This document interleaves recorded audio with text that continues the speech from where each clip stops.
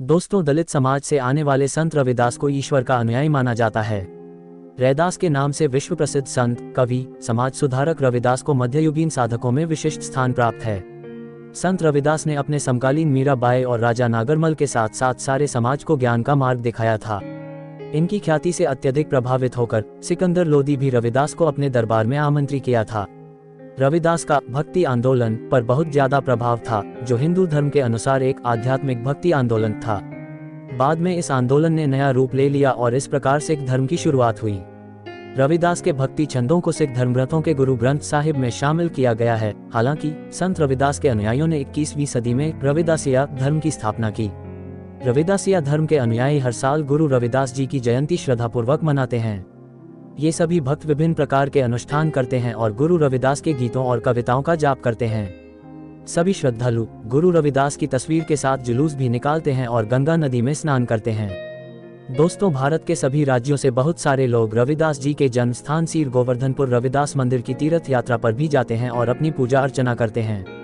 गुरु रविदास का जन्म और जीवन परिचय। यूं तो गुरु रविदास के जन्म को लेकर कोई स्पष्ट जानकारी मौजूद नहीं है, लेकिन माना जाता है कि गुरु रविदास रैदास का जन्म उत्तर प्रदेश के काशी में सीर गोवर्धनपुर में माघ पूर्णिमा दिन रविवार को हुआ था। गुरु रविदास को संत रैदास के नाम से भी जाना जाता है। उनका जन्म स्थान अब श्री गुरु रविदास जन्म स्थान के नाम से जाना जाता है। दोस्तों, रविदास के पिता का नाम रघु और माता का नाम भुरवेनिया था। माना जाता है कि उनकी पत्नी का नाम लोना था। जीवनयापन के लिए रविदास जूते बनाने का काम किया करते थे। रविदास ज्ञान अर्जित करना चाहते थे, इसलिए संत कबीर के प्रेरणा से संत रामानंद को अपना गुरु बना लिया था। किंतु रविदास संत कबीर को अपना पहला गुरु मानते थे। उनके मधुर व्यवहार के कारण उनसे मिलने वाले लोग बहुत प्रसन्न रहते थे। रविदास जी बहुत परोपकारी तथा दयालु थे। दूसरों की सहायता करने में उन्हें परम सुख मिलता था। साधु संतों की मदद करने में उन्हें विशेष आनंद प्राप्त होता है।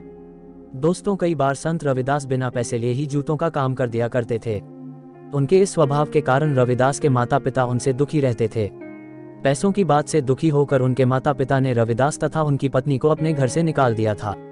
तब रविदास पड़ोस के एक मकान में किराए का घर लेकर पत्नी के साथ रहने थे और वे अधिकतर समय प्रभु भजन और साधु संतों के सत्संग में बिताया करते थे। गुरु रविदास की कथा। एक कथा के अनुसार एक दिन संत रविदास अपनी कुटिया में बैठे थे और प्रभु का स्मरण करते हुए अपने काम में व्यस्त थे। उसी समय एक ब्राह्मण रैदास जी की कुटिया पर आया और उनसे बोला कि मैं गंगा जी में स्नान के लिए जा रहा था, रास्ते में आपके दर्शन की इच्छा से यहाँ चला आया। रविदास जी ने एक मुद्रा देते हुए कहा कि आप गंगा स्नान करने जा रहे हैं तो यह एक मुद्रा मेरी तरफ से भी गंगा मैया को अर्पण कर दीजिएगा।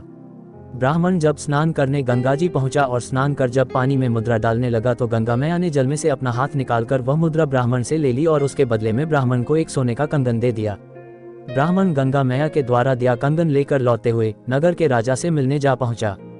राजा को प्रसन्न करने के लिए ब्राह्मण ने वह कंगन राजा को देने का विचार किया। उसने वह कंगन राजा को भेंट में दे दिया।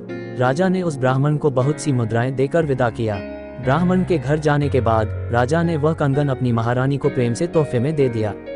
महारानी बहुत खुश हुई और राजा से बोली कि कंगन तो बहुत सुंदर है, लेकिन क्या बिल्कुल ऐसा ही एक और कंगन नहीं मंगा सकते हैं? एक कंगन अच्छा नहीं लगता है। राजा ने अपनी पत्नी से दूसरा वैसा ही कंगन मंगवा कर देने का वादा किया। राजा ने ब्राह्मण को बुलाकर वैसे ही दूसरा कंगन लेकर देने को कहा।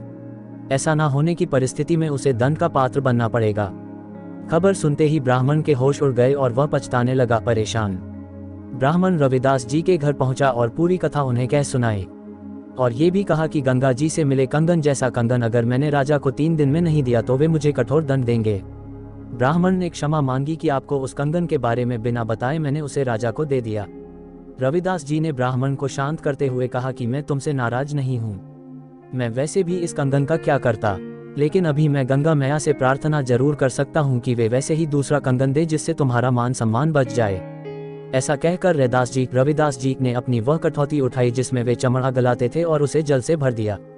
उन्होंने गंगा मैया का आह्वान कर अपनी कठौती से जल छिड़का और इस बार गंगा मैया ने जल से अपना हाथ निकालकर ब्राह्मण को दूसरा सोने का कंगन दे दिया। इस प्रकार ब्राह्मण प्रसन्न होकर राजा को सोने का कंगन देने चला गया। संत रविदास जयंती क्यों मनाया जाता है? संत रविदास ने अपने ज्ञान से समाज को यह संदेश दिया कि व्यक्ति बड़ा या छोटा अपने जन्म से नहीं अपितु अपने कर्म से होता है। रैदास धर्म के पथ पर चलने वाले महान संत व समाज सुधारक थे। संत रविदास के विचारों और सिद्धांतों को पूरे देश में जीवित रखने के लिए और उनके जन्म दिवस को उत्सव के रूप में मनाने हेतु हर साल माघ पूर्णिमा को रविदास जयंती मनाया जाता है। दोस्तों, यदि यह वीडियो आपको अच्छा लगा हो तो वीडियो को लाइक करें, शेयर करें और चैनल को सब्सक्राइब करना ना भूलें, जिससे इसी प्रकार की वीडियो आपको मिलती रहे।